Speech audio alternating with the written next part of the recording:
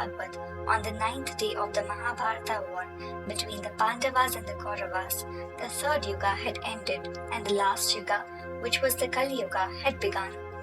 However, because of the power of Lord Krishna, Kali could not spread throughout the earth and was restricted to the battlefields and war grounds. Krishna's death was a major blow to Arjuna. Despite having everything he had ever desired, he had lost interest in life. His troubled state of mind took him to sage Vyasa. Muni Vyasa suggested that he renounces everything and moves to the Himalayas. Abhimanyu's son Parikshit had also grown enough to take responsibility of the kingdom. Thus, Yudhishthira decided to bring his 36 years of rule to an end and coronated King Parikshit as the emperor of Kuru dynasty. After departure of Shri Krishna, Kali started spreading evil in the minds of people, but Kali could not enter Parikshit's kingdom as he was a kind ruler and a follower of Dharma. One day, King Parikshit was out on a regular inspection of his kingdom. On his way, he had the gruesome sight of a filthy eating up an aged cow and an ox with only one leg. Both animals were in immense pain and agony, and the man was beating them up with no mercy. This sight infuriated the king, and he took out his sword in an instant to kill the ruthless man. Upon finding his life in danger, for mercy, the cow and the ox interrupted the king and disclosed their real identities. They revealed that the cow was the personified form of Mother Bhakti, who is the goddess of devotion, and the ox was Lord Dharmaraj. The Shudra was none other than Kali Yuga himself. They explained to the king that their bodies had grown old and weak after the demise of Lord Krishna, as with the rise of Kali Yuga, people had slowly started malicious activities and were moving away from the path of bhakti and dharma. The king was told that the four legs of the ox were the symbols of Satya, meaning truth, Daya, meaning sympathy, Tap, meaning penance, and Dan, meaning donation. But because of the prevalence of Kali Yuga, 3 legs of the Dharma were cut off. Dharma had lost Daya, Tap, and Dan and was only surviving on Satya, which was truth. The killing of the cow and the ox represented the retarded state of bhakti and dharma in this wrenched and cruel age of Kali. Knowing that Kali Yuga had dared to enter his kingdom and was responsible for such pathetic state of dharma and bhakti, King Parikshit became furious and intended to kill Kali Yuga immediately. But Kali Yuga explained to the king that the cycle of the Yuga was created by Lord Brahma himself. It was not something the king or even the gods could avoid. Even Lord Krishna himself only restricted Kali but did not kill his presence to not mess with the karmic cycle of the universe. Parikshit understood the justification of Kali Yuga but still was not willing to allow him into his kingdom. Kali Yuga agreed to the king but requested him to not cut him off completely from his entire kingdom. He said, "O great Parikshit, you are a worthy descendant of Pandavas and are equal to Lord Krishna in all glory and kindness. I am at your mercy. This entire earth is your kingdom.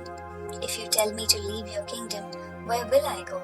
Instead, allocate a few places where I can reside, and I promise you, O king, that I would exist nowhere else." Hearing this, the king Parikshit declared 4 places for Kali Yuga to reside, which according to him were impure in nature and were fit for residence of Kali. Those were places where gambling takes place, places where illicit sex is performed, places where hinsa is done, and places where liquor is consumed. Hearing this, Kali Yuga realized that none of these existed in the kingdom of the ruler. He tricked the king and asked him for one more place, as he found these 4 insufficient for his survival.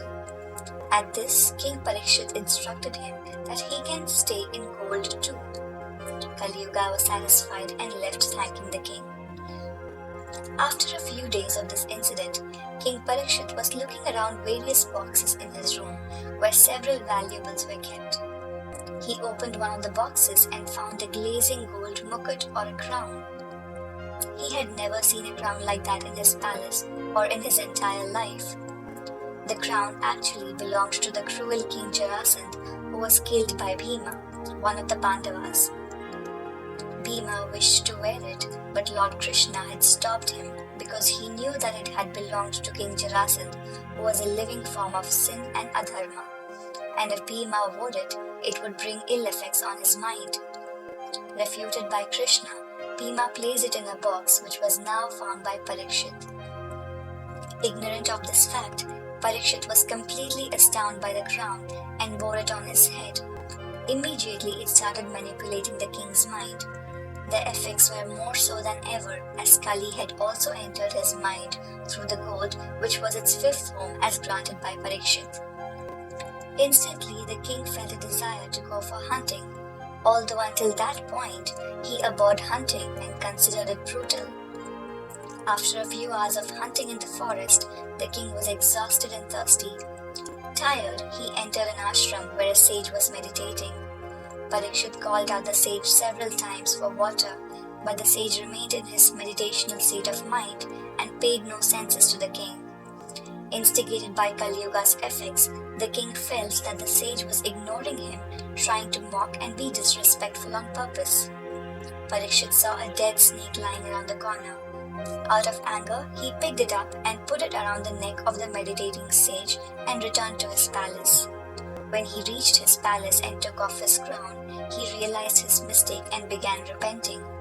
The sage whom Parikshit had insulted was Rishi Shamik. When Shamik's son Shringi came to the ashram, he was infuriated looking at a dead snake on his father's neck. He removed the snake and with a deep breath closed his eyes and meditated. He realized that it was the king Parikshit who had done it all. In all anger, Shringi cursed Parikshit that he will die within the next 7 days by the bite of Takshak, a ferocious and poisonous snake. In spite of knowing everything that had happened, his father, Rishi Shamik, did not become angry, as he knew that the king was a great man and a follower of Dharma, but was under the influence of Kali. He was angry at his son for cursing a righteous ruler without having a complete knowledge of the facts and feared the existence of adharma in the absence of King Parikshit. But there was nothing much he could do after the curse. Therefore, he immediately ran to King Parikshit and narrated everything that had happened. When King Parikshit heard about the curse, he immediately gave up his throne to his son Janamejaya. He proceeded to the banks of Ganges river and abandoned food and water. Parikshit thought to himself that Rishi Shringi's curse was a blessing in disguise, as he had begun his indulgence in evil under the influence of Kali. If not for the curse, he would not have taken Vairagya. Many saints and spiritual leaders came to meet him, but nobody could assure him moksha in 7 days. Moksha in Hinduism means the release of soul from the cycle of birth and death impelled by the law of karma. Under the divine inspiration, Sukhdevji Maharaj had come to provide moksha to Parikshit. Sukhdevji advises Parikshit not to worry and assures him to offer whatever he had. He advises Parikshit to live in the present and worship the Almighty. Parikshit listened to Bhagavad Purana the whole of the next 7 days. As Parikshit listened to the stories, his fear of death went away.